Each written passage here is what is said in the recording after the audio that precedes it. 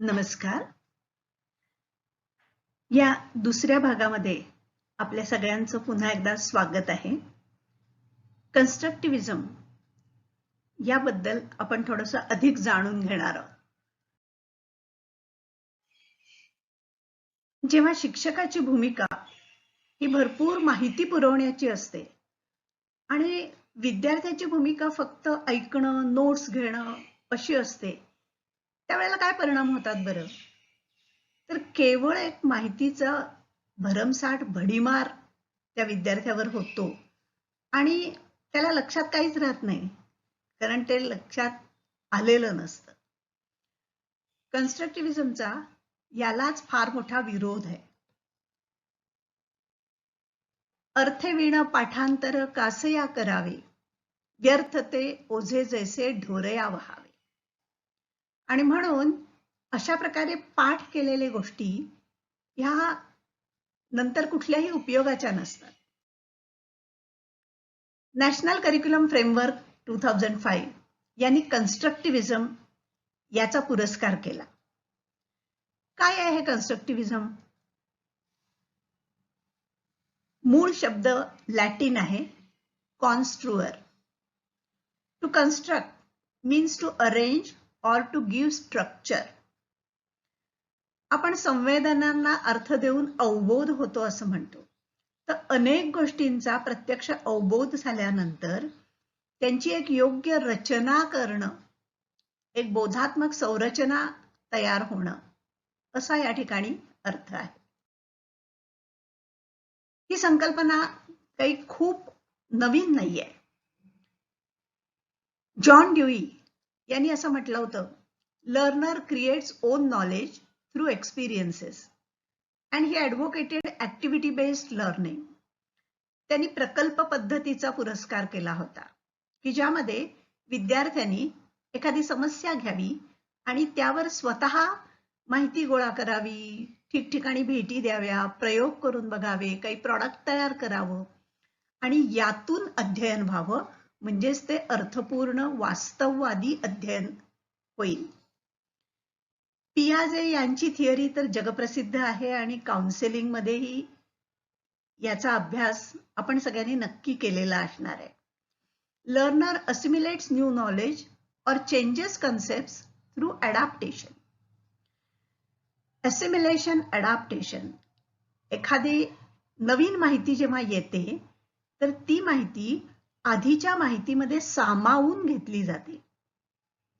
उदाहरणार्थ, मुलांनी लहानपणी आजूबाजूला दिसणारी फळं बघितलेली असतात, चाखलेली असतात, परंतु जेव्हा एखादं नवीन फळ, परदेशी फळ तो बघतो, तेव्हा तेही फळ म्हणून तो स्वीकारतो, त्याच्या ज्ञानात भर पडत जाते. परंतु पुढे वनस्पतीशास्त्र शिकायला लागल्यानंतर शाळेमध्ये जेव्हा त्याला वांग, भेंडी, टोमॅटो ही फळं आहेत, त्यावेळेला त्याची मूळ जी संकल्पना आहे त्याचा विस्तार होतो आणि वनस्पतीशास्त्राच्या दृष्टीने फळांची व्याख्या, अन्नशास्त्राच्या दृष्टीने फळांची व्याख्या, यामध्ये कसा फरक आहे हे त्याच्या लक्षात येतं. जणू काही अडॅप्टेशन होतं. ब्रुनर यांनी असं म्हटलं, learners generate hypothesis, test them and attain new concepts. Only attained knowledge is understood and remembered. And so he advocated discovery learning. Attained असं म्हणतात ते, म्हणजे संकल्पना निर्मिती नव्हे, संकल्पना प्राप्ती. यामध्ये अनेक उदाहरणं, अयोग्य उदाहरणं किंवा नॉन एक्झाम्पल्स या दोन्हीची सरमिसळ असेल तर त्या दोन्हीमधले साम्य, फरक असे सगळे लक्षात घेऊन ज्यांच्यामध्ये साम्य आहे त्यांचा एक गट करणं आणि त्या आधारे संकल्पना समजावून घेणं, म्हणजे स्वतः संकल्पना शिकणं. उदाहरणार्थ, शिक्षक जेव्हा हा त्रिकोण आणि ह्याची अशी अशी व्याख्या असं सांगतात, तर त्याऐवजी अनेक त्रिकोणी वस्तू आणि त्याचबरोबर त्रिकोणी नसलेल्या वस्तू, चित्र, आकृती या सगळ्यांची सरमिसळ करून विद्यार्थ्यासमोर दिल्यानंतर त्यापैकी त्यांचं वर्गीकरण करणं आकारानुसार, मग विशिष्ट गट जो मिळेल त्या गटामधला साम्य काय आहे त्यामध्ये जरी अंतर्गत छोटे छोटे भेद असले तरी सुद्धा त्यातले ॲट्रिब्यूट नेमके काय आहेत, इसेन्शियल ॲट्रिब्यूट, तर ते लक्षात घेऊन त्या संकल्पनेची व्याख्या तयार करण्याचा प्रयत्न, आणि त्याला डिस्कव्हरी लर्निंग असंही म्हणता येईल. ग्लेसरफेल्ड यांनी एक्सपिरियन्शियल नॉलेज किंवा एक्सपिरियन्शियल लर्निंग याच्यावरती भर दिला, अनुभवजन्य असं अध्ययन. So it is assumed that learners have to construct their own knowledge individually and collectively with the help of toolkit of concepts and thinking skills.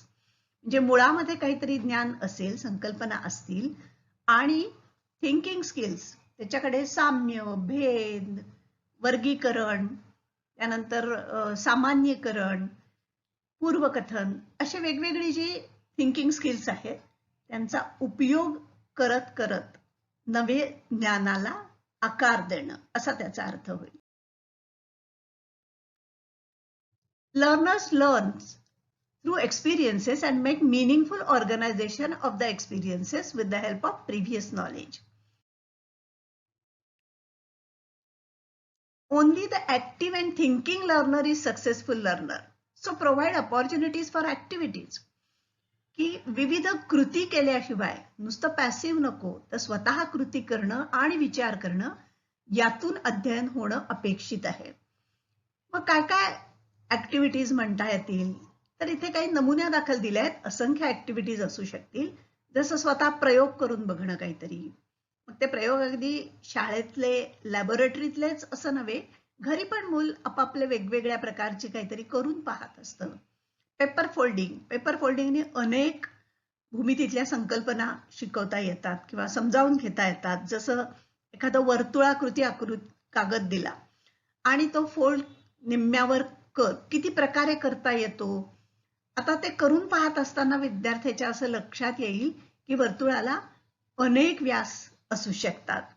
Observation, वेगवेगळ्या प्रकारे निरीक्षण केल्यानंतर त्यातून साम्य, भेद लक्षात घेणं आणि त्यांचे गट तयार करता येतात. उदाहरणार्थ वनस्पतीशास्त्राचं तर निरीक्षण हे एक महत्वाचं तंत्र आहे. जसं